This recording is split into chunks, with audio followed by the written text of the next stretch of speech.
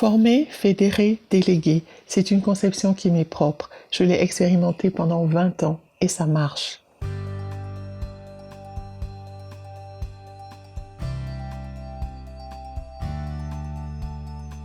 Dans le concept FFD, le premier F correspond à la formation, car selon moi, avant de créer une entreprise, il faut être bien formé soi-même pour pouvoir former son équipe.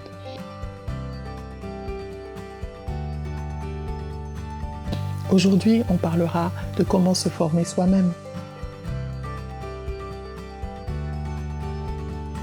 Se former, c'est acquérir les compétences pour exercer un métier.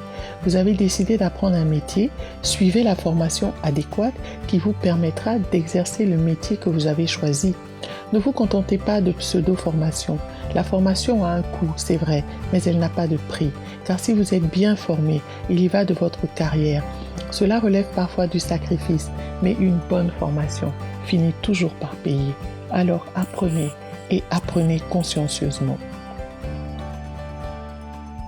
Vous voulez être coiffeuse par exemple, ne contournez pas la formation, il y a un cursus pour être coiffeuse. Vous voulez être médecin, il y a un cursus pour être médecin.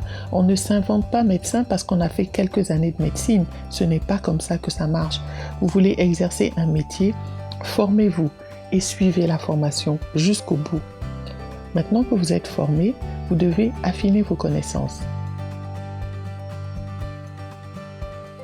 Comment affiner ses connaissances ? On ne peut affiner ses connaissances que par l'expérience.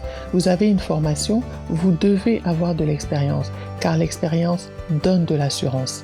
Si vous sortez de l'école et que vous n'avez pas d'expérience, cela ne veut pas dire que vous n'êtes pas compétent. Vous n'avez tout simplement pas assez d'assurance.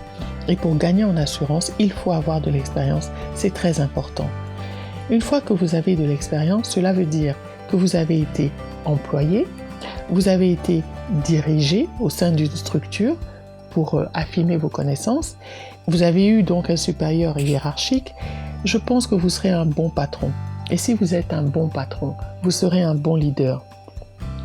Pour être un bon patron, l'idéal est d'avoir été un bon employé. La base d'une entreprise qui marche, c'est un leader bien formé. Un leader qui sait de quoi il parle et qui vient à la rescousse de son équipe techniquement lorsqu'il y a un problème. C'est ça un vrai leader. Ce n'est pas un patron qui se lave les mains et qui dit « de toutes les façons, c'est moi qui vous ai embauché, vous savez ce qu'il y a lieu de faire, donc allez-y ». Non, un leader, c'est celui qui maîtrise sa formation et qui a les compétences et l'expérience qui lui permettent de diriger son équipe et son entreprise.